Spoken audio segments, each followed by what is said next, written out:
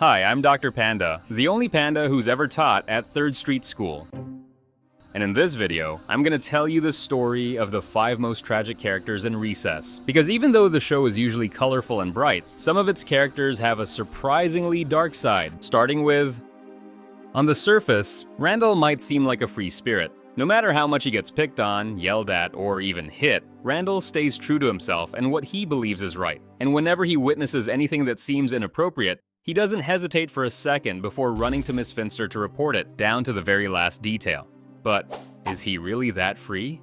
In the episode Stand Up Randall, the snitch reports Artie Kid for drawing on the ground, and as a reward, Finster lets him pick something from the lost and found box. There, buried at the bottom, Randall finds an old joke book.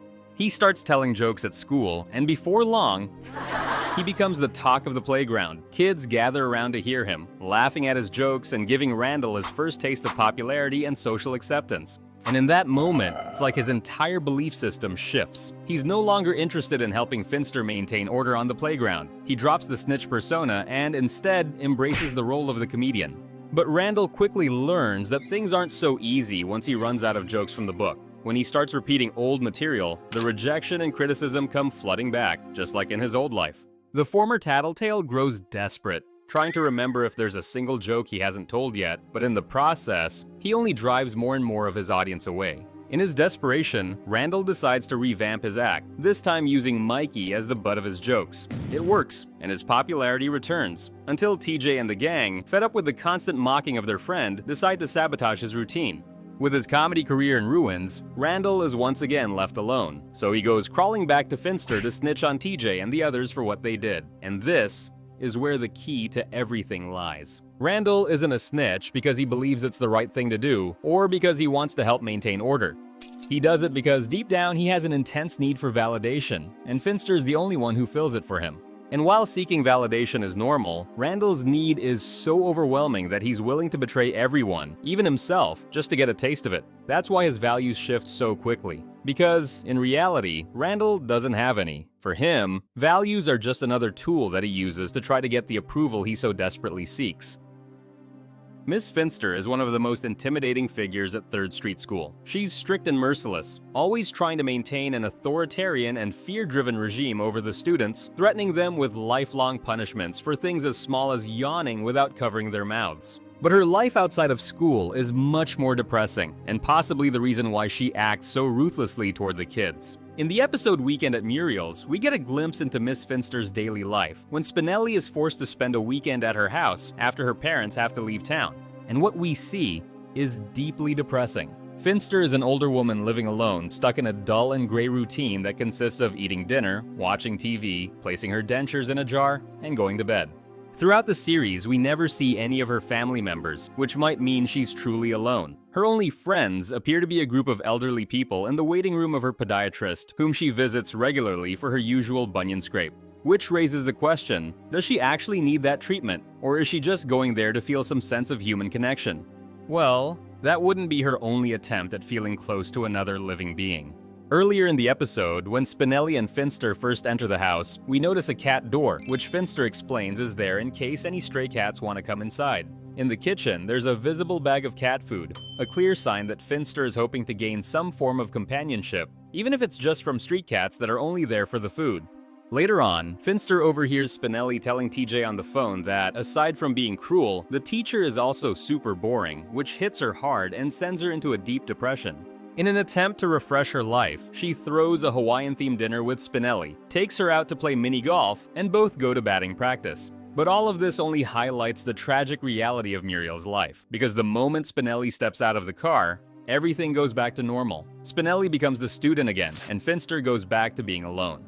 But the saddest part is, Finster wasn't always like this. Throughout the series, there are a couple of episodes where Finster looks back on her childhood with nostalgia, a time when she was a bit of a troublemaker who allowed herself to have fun, getting into harmless mischief, like playing on the statue of Thaddeus T. Third III. And even in her early adult years, that fun, free-spirited personality was still very much alive. In the movie Recess School's Out, we get a glimpse of young Muriel Finster, dressed in bright clothes, fully embracing the hippie lifestyle, a far cry from the oppressive and authoritarian persona she would later adopt.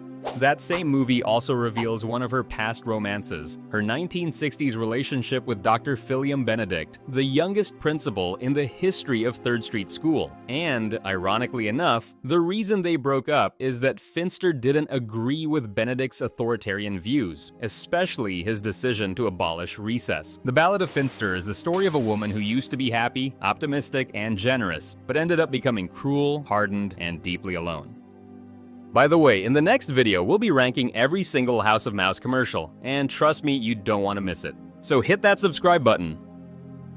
One could argue that Upside Down Girl is the happiest and healthiest kid in the school. After all, she spends her day doing what she loves, hanging upside down, exercising, and staying active. But one could be wrong. Very wrong. Isn't it strange that out of all the secondary characters, Upside Down Girl is the only one who never gets an episode dedicated to her? The tragedy of Upside Down Girl lies precisely in the thing that makes her unique. The reason she never got her own episode is that she doesn't have a defined personality. She's flat. Her only trait is being upside down. And while that probably started as a fun thing she enjoyed, it eventually became something she simply can't stop doing. A ritualistic fixation, an obsession that she's trapped in. One of the main traits of people with obsessions is that their obsession becomes their entire personality because they start shaping their behavior, decisions, and even relationships around it. And that's exactly what's happening with Upside Down Girl. She has a problem. In the episode Diggers Split Up, Upside Down Girl orders TJ to fix the issue of the episode, and we get a glimpse of just how deep her obsession runs when she threatens him, saying he'll be sorry if she has to come down and handle it herself. This lines up perfectly with another major trait of people who struggle with obsession or addiction. When they're separated from it, they often experience anxiety, desperation, and act in erratic or even aggressive ways, just like Upside Down Girl does here. To top it off, there's a third common trait in obsessive behavior. It always takes a toll on a person's physical or mental health. And this matches the only time we ever see Upside Down Girl right side up, in the episode, The Game.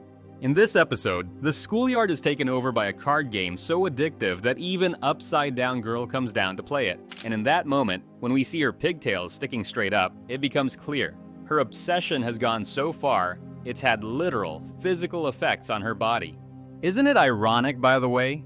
The only thing that could pull Upside Down Girl out of her hanging obsession was precisely a brand new one. Since birth, Ashley A has always known her place. Born into a wealthy family, she belongs to luxury, money, fashion, and gossip. When she was in kindergarten, her hat blew away, causing her to stumble upon the other Ashleys for the first time. When they saw that they were all dressed in purple, they decided to form the Ashleys. Destiny had brought her together with 3 girls who belonged to the same world as she did, her tribe. To commemorate that day, they decided that every anniversary, the 4 of them would dress in purple, baptizing that day as Purple Day. But on a purple day, some years later, the unthinkable happened to Ashley A. She forgot to wear purple. The rest of the Ashleys, outraged, decided to kick her out of the group. But what seemed like a curse for Ashley A became a defining moment in her life. Seeking new friends, the outcast found Gretchen, who was working on a project to observe a solar eclipse. At first, she approached out of convenience, just so she wouldn't be alone. But soon, it became something much deeper. Ashley A discovered a passion. From her very first encounter, she fell in love with science. First, by helping Gretchen finish her projector and discovering how fun it was. Then, by learning from her about the nature that surrounded them. For the first time, Ashley had stepped outside her circle, that supposed place she'd been taught she belonged, and had discovered a whole new world, a world that she was passionate about. But then, tragedy struck. When the other Ashleys saw that Ashley A had a new friend, they decided to sabotage her, trying to get Gretchen to join them instead of joining Ashley A. The fight left Gretchen caught in the crossfire when they accidentally ruined her projector. But at that moment, Ashley A had to make a decision. To keep exploring this new world she was passionate about, even if it meant leaving her safe space with the Ashleys behind for good, or to close the door on this newly discovered passion forever, return to where she'd been taught she belonged, and become the person she'd been taught she was supposed to be. And out of fear of the consequences, humiliation, and loss of social status, Ashley A chose the latter. Sadly, she decided to betray herself, repress herself, because the fear of what being true to herself could bring was much greater. There's no duo that complements each other better in all of 3rd Street School than Digger Sam and Dave. They're an unstoppable team who boost each other and have great communication, which lets them progress quickly on their digging projects. But their strong team dynamic has a dark side. In the episode Digger Split Up, Digger Sam and Digger Dave get into a fight when Sam gets tired of Dave constantly telling him how to do things, which leads Dave to quit digging and leave Sam behind. The next day, Dave shows up at school with a new look, but also with a complicated attitude. Dave starts telling everyone how they should do things, how to throw a ball, eat, and even how to hang upside down. Meanwhile, things aren't any better for Sam, who now finds himself digging pointless holes all over the school, including the main entrance, causing accidents when other students fall into them. Since they met in kindergarten, they've spent all their time together digging holes in the playground, but when they decide to separate, both lose their way completely. According to Medical News Today, a codependent relationship is when one partner needs the other partner, who, in turn, needs to be needed. In other words, one partner is dependent while the other is controlling. This is exactly the case with the Diggers. Sam is dependent. He needs Dave's guidance to keep structure in his daily routine, and when he's not with him, his behavior becomes erratic and unproductive, as we see with the meaningless holes he digs. And Dave is controlling, showing an almost pathological need to boss others around, something no one else in all of 3rd Street School can stand except Sam. Dave needs to be needed. That's why Sam and Dave are unable to function separately. They have a toxic codependent relationship that makes them incapable of navigating the world without the other. And that is a tragedy. By the way, do you remember House of Mouse, the most epic cartoon Disney has ever produced? Do you know why it was cancelled? Which character was banned by Disney from appearing in the series? And what might be the reason the show isn't on Disney+? I'll tell you all about it in this video. Subscribe for more. Dr. Panda out.